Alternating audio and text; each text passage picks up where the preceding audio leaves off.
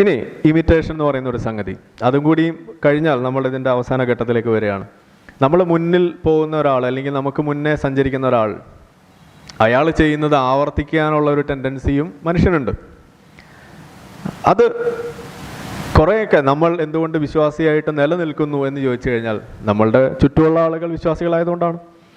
നമ്മളത് ചെയ്തില്ലെങ്കിൽ നമ്മൾ ഒറ്റപ്പെട്ടു പോകുന്നു എന്നുള്ളൊരു ചിന്ത, ഒരു സോഷ്യൽ പ്രഷർ അവിടെ വരും, ഒരു ഒറ്റപ്പെടൽ എന്ന് പറയുന്ന ഒരു സംഗതി അവിടെ വരും. ഇത്തരം കാര്യങ്ങളാണ് സത്യത്തിൽ നമ്മളെ പല കാര്യങ്ങൾ വിശ്വസിക്കുന്നതിന് നിർബന്ധിക്കുന്നത്.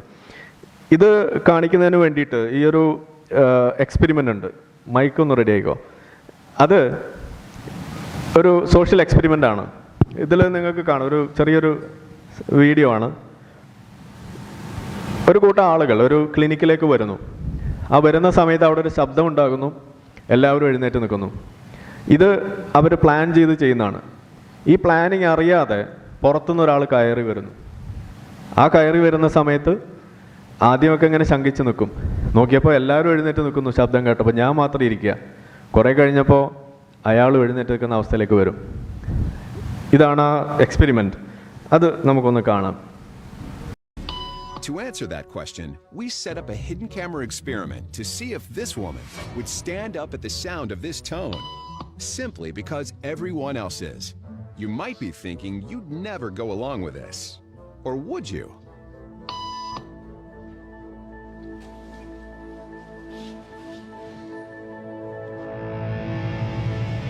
After just 3 beeps, and without knowing why she's doing it, this woman is now conforming perfectly to the group. But what happens if we take the group away? Elaine, please.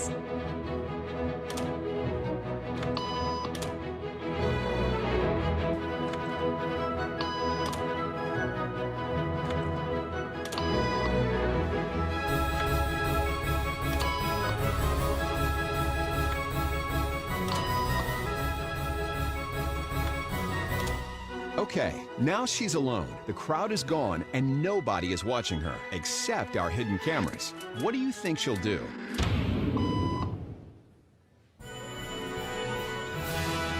She's now conforming to the rules of the group without them even being there. Now, watch what happens when we introduce another outsider who doesn't know the rules. For a noon appointment. Have a seat and they'll be out in just a couple minutes. Great, thanks so much.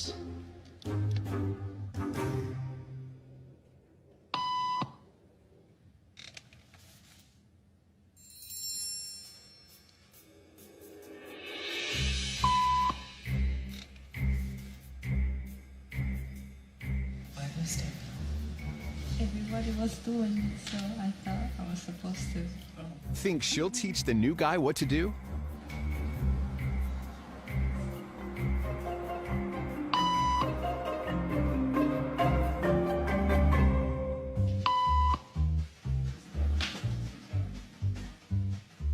We kept the cameras rolling as more unsuspecting patients arrived.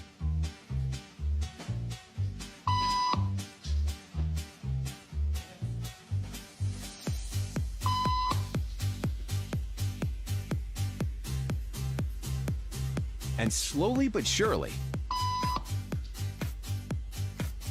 what began as a random rule for this woman has now become the social norm for everyone in this waiting room.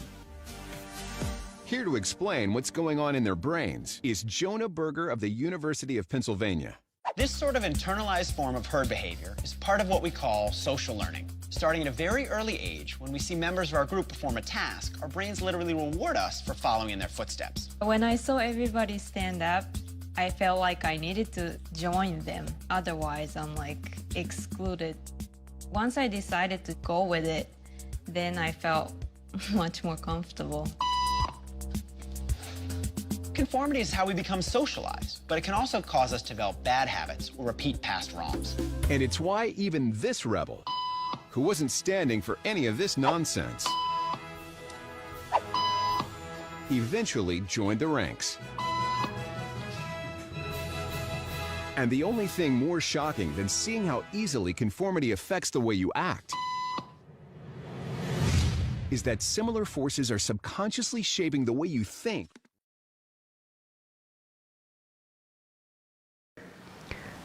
അവിടെ നിങ്ങൾ കണ്ടല്ലോ എങ്ങനെയാണ് ഒരു കുട്ടി ജനിച്ചു വീഴുന്നത് ഒരു ഫാമിലിയിലേക്ക്. നമ്മൾ ആദ്യം കണ്ട ആ പെൺകുട്ടി ആ കൂട്ടത്തിലേക്ക് വരുന്നത് അങ്ങനെയാണ്.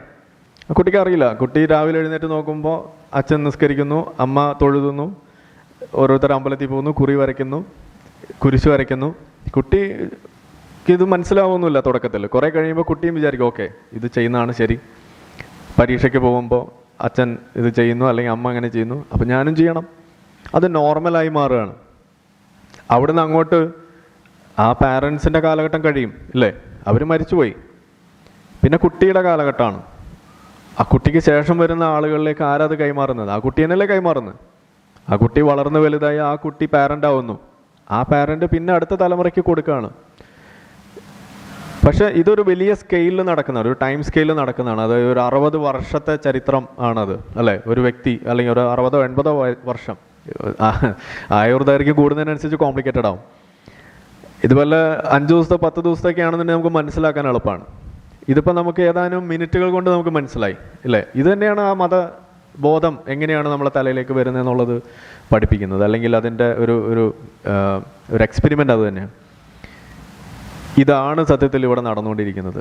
ഇതിൻ്റെ പുറകിൽ ഇത് നടപ്പിലാക്കുന്നത് പുരുഷനാകുമ്പോൾ അവന് വേണ്ടിയുള്ള നിയമങ്ങൾ അതിൽ എഴുതി ചേർക്കുന്നു. അങ്ങനെ പല പല നിയമങ്ങൾ എഴുതി ചേർക്കുന്നു. അതിൽ പലതും ആൻറ്റി ഹ്യൂമൻ ആയിട്ടുള്ള നിയമങ്ങൾ. ഏതുപോലെ സ്ത്രീവിരുദ്ധം അല്ലെങ്കിൽ അടിമ വ്യവസ്ഥിതി പോലെയുള്ള നിയമങ്ങൾ. ഇതെല്ലാം എഴുതി വെച്ചിട്ടുള്ള നിയമങ്ങൾ പരിപാവനമാണെന്നും അത് ലോകാവസാനം വരെ നിൽക്കേണ്ടതാണ് എന്നൊക്കെ പറയുമ്പോഴാണ് നമുക്ക് ഈ മതത്തെ വിമർശിക്കേണ്ടതായിട്ട് വരുന്നത്. അത് ഏത് മതമായാലും. ഏത് മതത്തിനാണ് അങ്ങനെയൊക്കെയുള്ള ക്ലെയിം ഉള്ളത്, ആ മതത്തിനെയാണ് ഏറ്റവും കൂടുതൽ വിമർശനവും നേരിടേണ്ടി വരിക എന്നുള്ളത് ഓർക്കുക. അപ്പോൾ ഇതെന്തിനാണ് ആ പെൺകുട്ടി അങ്ങനെ ചെയ്തത്? സർവൈവ് ചെയ്യാൻ വേണ്ടിയിട്ടാണ്. ആ സൊസൈറ്റിയിൽ സർവൈവ് ചെയ്യാൻ വേണ്ടിയിട്ടാണ്. സോഷ്യലൈസ് ചെയ്യുന്നതിൻ്റെ ഭാഗം കൂടിയാണത്. കൺഫോമിറ്റി എന്നാണ് അതിന് പറയുക. ഇല്ലെങ്കിൽ യുക്തിവാദികളെ പോലെ കല്ലും അതുപോലെ തെറിവിളിയും ഇതൊക്കെ ഏറ്റുവാങ്ങേണ്ടി വരും. നീ സൊസൈറ്റിയുടെ മാനം കളയുന്നു അല്ലേ, നീ കരിങ്കാലിയാണ്, ഞങ്ങളൊക്കെ തലമുറകളായിട്ട് കൊണ്ടു നടക്കുന്ന വിശ്വാസത്തിനെയാണ് നീ ചോദ്യം ചെയ്തത്, ഞങ്ങളെല്ലാവരും മണിയടിച്ചപ്പോൾ എഴുന്നേറ്റ് നിന്നു, നിനക്കെന്തുകൊണ്ട് എഴുന്നേറ്റ് നിന്നൂടാ എന്ന ചോദ്യമാണ് അവിടെ വരിക. ആ ചോദ്യത്തിന് മുന്നിൽ ആ യുക്തിവാദി പിടിച്ചു നിന്നാൽ അവന് യുക്തിവാദിയായിട്ട് തുടരാം. ഇല്ലാന്നുണ്ടെങ്കിൽ രണ്ടാമത് വന്ന ആളെ പോലെ എന്തിനാണ് എല്ലാവരും എഴുന്നേറ്റേക്കുന്നത് എന്ന് ചോദിക്കുന്നു. പ്രത്യേകിച്ച് തെളിവൊന്നും വേണ്ട, അതിലങ്ങ് വിശ്വസിക്കുകയാണ്. ഭക്തി പോലെയാണത്. അതിനോടൊപ്പം മുന്നോട്ട് പോകുന്നു. ഇതാണ് നമ്മളവിടെ കണ്ടത്. ഇങ്ങനെ ആകാതിരുന്ന കുറേ ആളുകളാണ് നമ്മളിവിടെ ഇരിക്കുന്നത്. അതിൽ നമുക്ക് അഭിമാനിക്കാം. സർവൈവ് ചെയ്യുക എന്നുള്ളതാണ് സത്യത്തിൽ ഇതിൻ്റെയൊക്കെ ആത്യന്തികമായ ലക്ഷ്യം എന്ന് നമ്മൾ പറഞ്ഞു. അതിൻ്റെ പ്രധാനപ്പെട്ട വസ്തുതയാണ് പ്രഷർ ഒഴിവാക്കുക, നമ്മൾ ഒറ്റപ്പെടലുകൾ ഒഴിവാക്കുക. അതിനുവേണ്ടിയാണ് ഇതുപോലെയുള്ള പോക്കിരിത്തരങ്ങളും തോന്നിവാസങ്ങളൊക്കെ നമ്മൾ ചെയ്യേണ്ടി വരുന്നത്, തെളിവില്ലാതെ ആയിട്ട് കൂടി. ഏറ്റവും അവസാനം എന്ന് പറയുന്നത് എവല്യൂഷൻ എന്ന് പറയുന്നത് അത് ഒരു ബ്ലൈൻഡ് ഒരു പ്രോസീജിയർ, ഒരു പ്രോസസ്സാണ്.